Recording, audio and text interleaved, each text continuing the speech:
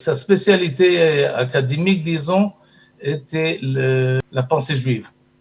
Dans toutes ces générations, il est devenu reconnu comme un spécialiste mondial de la pensée du Maharal de Prague, auquel il a consacré quelques ouvrages. Sortez, respirez, c'est le Quality Time. Docteur Gross, bonjour, merci d'être avec nous ce matin sur Studio Qualita. Bonjour.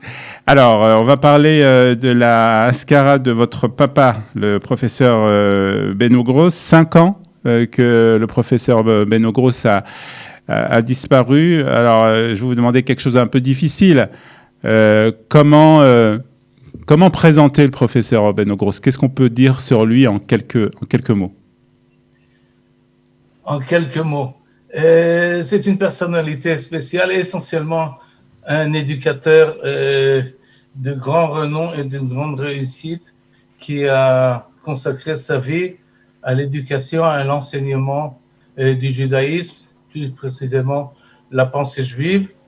Et il l'a fait en France et après son alia à partir d'Israël vers la France et vers le monde entier.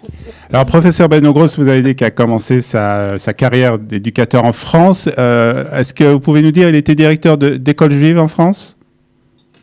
Oui, il faut se replacer dans le contexte de l'après-guerre. Il est né en 1925, donc après la guerre, dès l'âge de 22 ans, il a pris l'initiative avec le grand rabbin Deutsch de Strasbourg de créer quelque chose d'absolument nouveau, une école juive à plein temps, primaire et secondaire, à Strasbourg. Il a créé cette école, il l'a dirigée pendant 25 ans. École Akiva. En 1969, l'école Akiva à Strasbourg. Et lorsqu'il fait son aléa en Israël, il est tout de suite, je crois, accueilli, bien entendu, dans une université, l'université de Bar-Ilan. Oui, après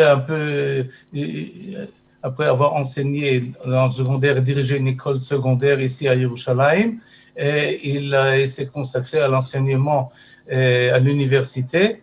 Il est devenu par la suite doyen de la faculté et il a enseigné à l'université. Il a écrit beaucoup de livres académiques et d'autres. Et il a enseigné d'une manière formelle et non formelle et dans beaucoup d'institutions. Est-ce que vous pouvez nous dire quelles sont les personnes qui l'ont plus influencé, votre papa?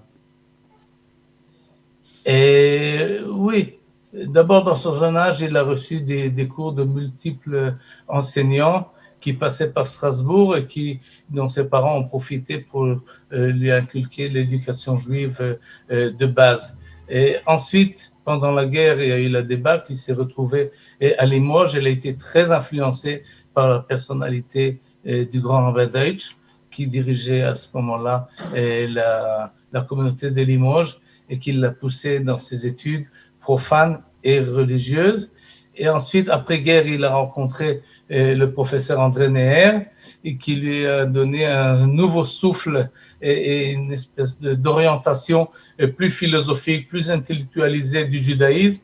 Et ces personnages-là, le grand rabbin Deutsch et le professeur André Neher, l'ont encouragé et en fait ont été ses maîtres.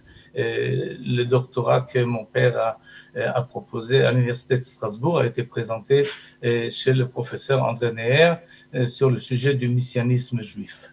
Est-ce qu'il y avait des sujets dans lesquels votre papa était un peu plus, on va dire, calé, qu'il connaissait un peu plus, qu'il appréciait, disons, un peu plus que d'autres? Sa spécialité académique, disons, était la pensée juive dans toutes ces générations et il s'est spécialisé et il est devenu reconnu comme un spécialiste mondial de la pensée du Maharal de Prague, auquel il a consacré quelques ouvrages. Ensuite, il s'est occupé également de la pensée juive plus actuelle et plus moderne, comme Rosenzweig, comme le Rav Soloveitchik, et évidemment le Rav Avraham Yitzhak Cohen Cook. Et là, sur chacun, il a écrit quelques ouvrages. Très bien. Donc, 5 ans que votre papa est décédé, après donc une vie bien remplie avec, bien entendu, avoir donné des conférences dans le monde entier, avoir fait briller, on va dire, cette aura du Maharal, mais aussi d'autres grands penseurs.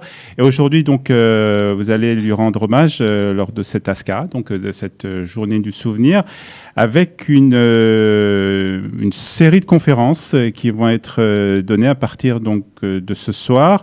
Est-ce que vous pouvez nous en dire un peu plus ? Oui, il s'agit d'une soirée d'études, une soirée commémorative évidemment, mais l'essentiel, c'est une initiative de ma mère qui a également choisi les sujets et qui, dans l'esprit que de prolonger en fait l'œuvre de mon père, c'est-à-dire pas simplement une commémoration, mais essentiellement une étude. C'est une soirée d'études. Ceux qui vont intervenir, c'est le Rav Daniel Epstein et le Rav Eli Kling, qui sont tous les deux des élèves fidèles de mon père dans des époques différentes. Et moi-même également, j'ai l'honneur de participer et sur des sujets comme l'Emoud Torah, Shabbat, l'identité juive, qui étaient des sujets qui étaient très proches au cœur de mon père. Et nous essayons de continuer de promulguer son enseignement. Cette soirée-là se fera par Zoom à partir de 7h heure israélienne. Alors, c'est le Chug Beno Gross, c'est en fait un cercle d'études qui a été créé et qui existe aujourd'hui à Tel Aviv. Est-ce que c'est un hasard que ce Chug Beno Gross se situe au centre de Tel Aviv ou c'est quelque chose de choisi ? Non, c'est choisi. Nous avons établi ce Chug, ce cercle d'études qui fonctionne maintenant déjà presque 5 ans. Et qui est francophone, qui est orienté vers la population qui parle français et dans la région de Tel Aviv, à Tel Aviv même et tout autour. Et nous dispensons de plusieurs activités. Maintenant, évidemment, nous sommes un peu perturbés par le corona, alors nous fonctionnons essentiellement par Zoom, mais nous essayons d'enseigner l'enseignement de mon père, c'est-à-dire un judaïsme réfléchi, engagé, sioniste et évidemment également comme on dit ça, obligé par la tradition juive. Engagé, oui. Et engagé, effectivement, et engagé également dans le contexte actuel. Et nous sommes spécialement à Tel Aviv, au centre de Tel Aviv. Oui, au centre de Tel Aviv, vraiment dans le centre de Tel Aviv. Oui, rue Brenner, numéro 5, c'est vraiment le centre du centre, et pour avoir essayé d'avoir une certaine influence dans la culture de Tel Aviv. Très bien. Alors ce soir, docteur Michael Gross, donc ces conférences qui commencent à 19h, c'est en Zoom. Alors comment on fait pour participer, pour se joindre à ces conférences ? Eh bien, il faut se relire au link. Alors, on mettra le lien des conférences dans le pitch de cette émission pour permettre donc aux personnes qui veulent participer et aussi donc rendre hommage. Je vous remercie. Et ceux qui se sont inscrits.